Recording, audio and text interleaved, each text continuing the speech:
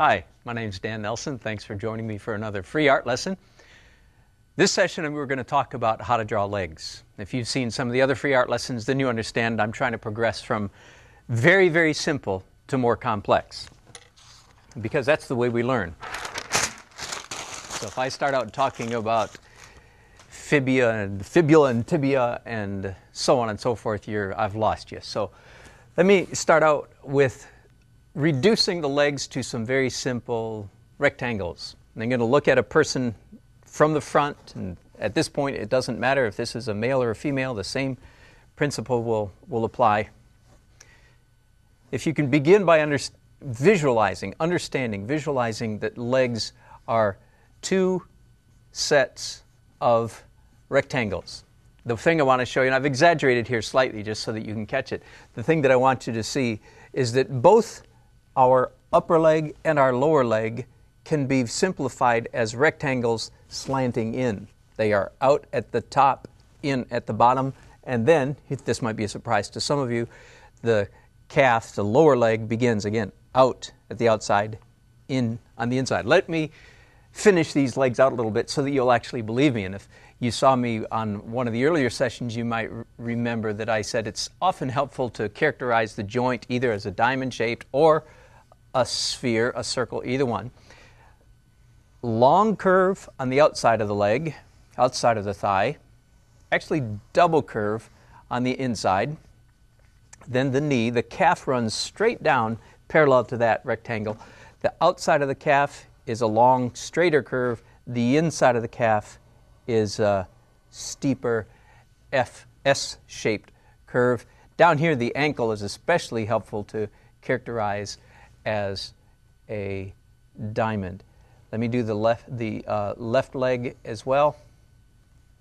Long curve, double curve, sides of knee, inside of calf, outside of calf, maybe a line to indicate. Now, knees come in many different shapes. You could characterize it as an inverted teardrop, and most of the time if you do that, if you simply then erase the top of the teardrop, that's a pretty good knee. Another way to do it is to see the knee as two intersecting, what do we call that? I guess that's a teardrop cut off short, right? I'm running out of names. A doohickey. That's the technical term for this shape, I think, is a doohickey. And there are two of them, one, in a sense, nesting in the other. Do you get that? Knees come in many shapes. Sometimes there's a dimple at the top. Sometimes there's not. And, of course, we're just talking about a knee straight on. It all changes when we talk about the leg being bent. That's simple legs from the front. Now let me progress to simple legs from the side. This will be a person facing to our left, and that means it would pretty much by definition have to be a left leg, wouldn't it? Here's one of the main things that I want to show you. We're doing simple things so you can get started right and probably do legs better than you would if I didn't tell you. One of the important things to understand is that the front of the knee cap, the knee does not point straight forward. It actually points down. Do you see this line right here? Points down that way. If you get that right, you'll get your leg from the side a lot more accurate. I'm indicating here the weightlifters